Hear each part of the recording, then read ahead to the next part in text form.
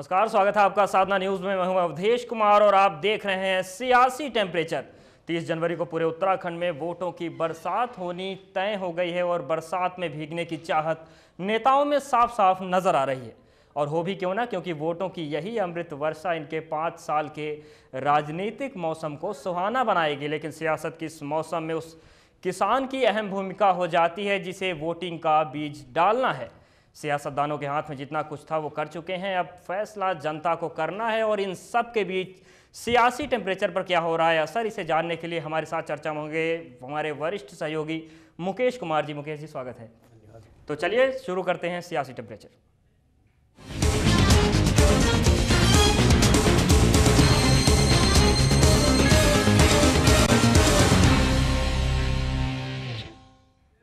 चुनावी जंग की रणभेरी प्रचार से शुरू होती है और इस रंग बिरंगे देश में प्रचार की शैली रंगीन न हो, ऐसा हो ही नहीं सकता। ये दिखाते हैं आपको एक झलक जो सियासत के पारे को कंफ्यूज कर देती है कि वो बढ़े या घटे, और तमाम प्रचार की रंगीन झलकियां।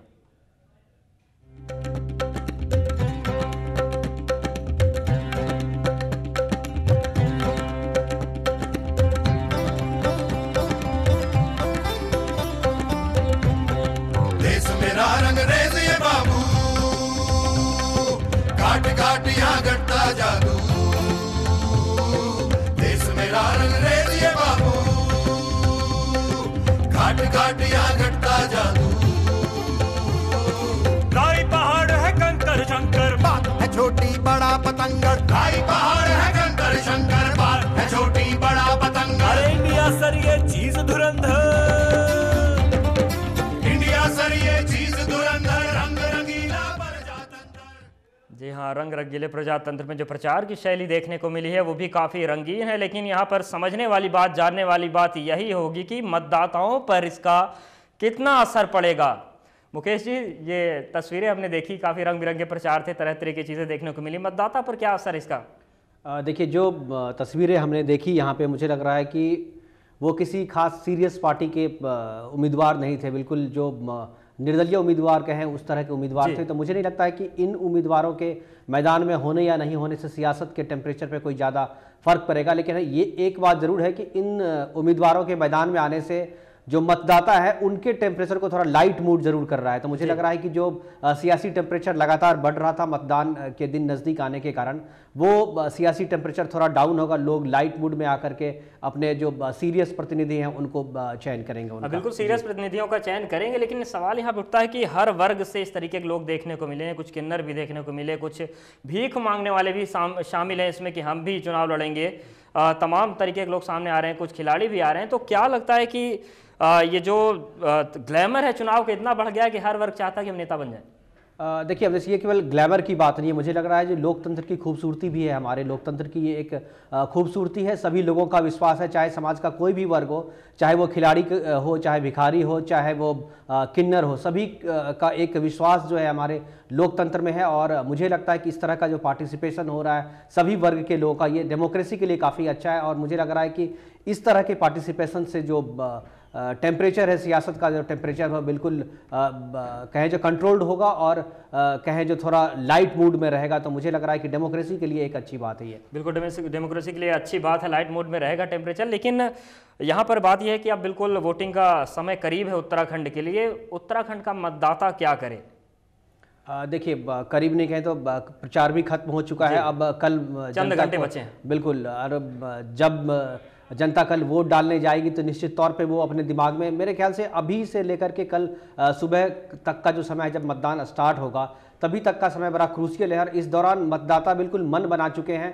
हालांकि जो प्रचार में सभी पार्टियों ने अपना पूरा जोर आजमा लिया था और जो जिस तरह के कवरेज हम लोगों ने किए, सभी चप्पे चप्पे पर हमारे रिपोर्टर थे, सभी जगह से हमारी खबरें आ रही थी, जो विजुअल्स आ रहे थे, उसको देख करके तो यही लग रहा है अब देश की जनता ने अभी तक अपने पत्ते नहीं खोले हैं। हालांकि जो राजनीतिक पार्टियां हैं, जो प्रतिनिधि हैं, जो प्रत्याशी मैदान में हैं, उन्होंने तो अपनी तरफ से सारी बातें कह दी है, पत्ते खोल दिए हैं, लेकिन जनता ने अभी पत्ते नहीं खोले हैं। कल जब मतदान होगा और जब परिणाम निकलेंगे उसके बाद ही पता चलेगा कि जनता किसके तरफ थी। लेकिन अभी कुछ कह नहीं सकते कि जनता का मूड किधर है, किधर वो देने के लिए जा रहा है। लेकिन इतना जरूर कह सकते हैं कि जनता के इस मौन से जो प्रत्याशी मैदान में, उनका टेम्परेचर जरूर हाई होगा। बिल्कुल, उनका टेम्परेचर हाई होगा। लेकिन अब सबसे अहम सवाल, 63 लाख मतदाता उत्तराखंड में, इस तरीके के जो प्रत्याशी हैं रंग बिरंगे, इनके लिए आप क्या कहेंगे? इनका टेम्परेचर कितना हाई होगा इस मतदान में और मतगणना जब होगी तब? देखिए, अब मुझे जो लगता है और जो अब तक के एक्सपीरियंस है उसके आधार पर मैं कह सकता हूं कि ये जो प्रत्याशी मैदान में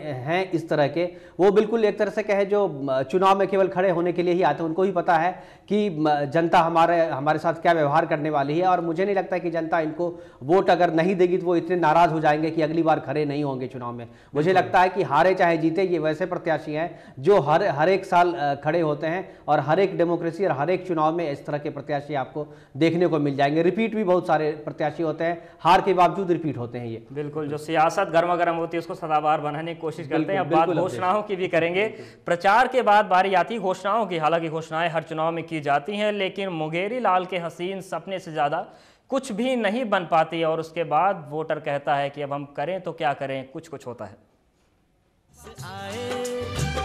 यूं मुस्कुराए तुमने न जाने क्या सपने दिखाए, अब तो मेरा दिल जागे न सोता है, क्या करूं हाय कुछ कुछ होता है, क्या करूं हाय कुछ। जी हाँ, तो पहले जनता को सपने दिखाए जाते हैं और उसके बाद फिर जनता के मुंह से यही निकलता है कि क्या करूं हाय। हर चुनाव में घोषणाएं की जाती हैं, वादे किए जाते हैं, सालों साल चली आ रही है परंपरा। इस बार भी तमाम वादे किए गए हैं, लेकिन जनता क्या करे, हर बार धोखा होता है। देखिए, मुझे लगता है जिस तरह से पार्टियां घोषणा पत्र ला रही हैं, विजन पत्र जारी कर रही है, मुझे लगता है जो जनता को याद होगा या नेता या पार्टी जो जारी कर रहे हैं उनको भी याद होगा कि हमने पिछले 5 साल पहले जो हमने घोषणा पत्र जारी किया था उसमें कौन सी बातें कही थी जो अब तक पूरी नहीं हुई, या ना जनता को याद होती है, ना जो पार्टियां हैं या जो प्रत्याशी हैं उनको याद होती है। मुझे लगता है कि ये एक फॉर्मेलिटी बन के रह गई है। अब इस पे कोई सीरियसली अमल तो करता नहीं है। आप देखें, अब उत्तराखंड में तो नहीं, लेकिन उत्तर प्रदेश में गाय देने की बात करी है बीजेपी ने। तो अब गाय तो अब तक दूध देती थी, अब वोट भी देगी मुझे लगता है। तो इन सब घोषणा पत्र से जो है कोई फर्क नहीं पड़ता है, जनता इस बात पे वोट देती है। और मुझे लगता है कि भ्रष्टाचार हालांकि इस चुनाव में कोई मुद्दा नहीं बन पाया है, लेकिन जनता के मन में जरूर भ्रष्टाचार एक मुद्दा है। और मुझे लग रहा है कि सियासत का जो टेम्परेचर है, जनता इस बार भ्रष्टाचार के खिलाफ जो प्रत्याशी, जो ईमानदार प्रत्याशी हैं, उनको चुन करके जो है वो अपना गुस्सा या कहें जो अपना मत जो है वैसे प्रत्याशी को देगी जो भ्रष्ट नहीं है कम से कम। जो मुझे तो लगता है कि शायद राजनीतिक पार्टियां इसको मुद्दा बनाए चाहे नहीं बनाए, लेकिन जनता जरूर इसे अपना मुद्दा बनाएगी। लेकिन यहाँ पर विजन और घोषणा पत्र जो जारी किए जाते हैं, इस चीज को आप किस टेम्परेचर पर रखेंगे? क्योंकि हर बार तमाम पार्टियां अपने वादे से केवल मुकरती हुई नजर आती हैं, किसी का वादा पूरा नहीं होता। ये अब देखिए, यही बात मैंने कही कि घोषणा पत्र का कोई मायने नहीं रह जाता। अगर आप पिछला जो आपका घोषणा पत्र था उसमें जो वादे किए थे आपने, उन वादों को यदि आपने पूरा नहीं किया तो नए वादे करने का ना तो कोई आपको नैतिक अधिकार है और ना ही कोई जनता को ठगने की आपने एक तरह से कहें जो गारंटी ले ली है, या एक तरह से कहें जो ठेका ले लिया है कि हर एक चुनाव में जो है घोषणा पत्र, चूंकि ये एक कहें जो रूटीन सी चीज हो गई है कि अब चुनाव है तो घोषणा पत्र पार्टी जारी करेगी ही, और जनता जो है जो पिछले वादे उनसे किए गए थे वो अभी तक पूरे नहीं हुए तो उनके लिए जनता उन्हें गाली देगी ही। लेकिन जो मतदान होता है वो इन घोषणा पत्रों के आधार पर नहीं होता। आप अगर फील्ड में जाकर के देखेंगे तो आप जनता से पूछे जो ये जो 50 पन्ने का 100 पन्ने का जो घोषणा पत्र है पार्टियों का, उसमें क्या लिखा है,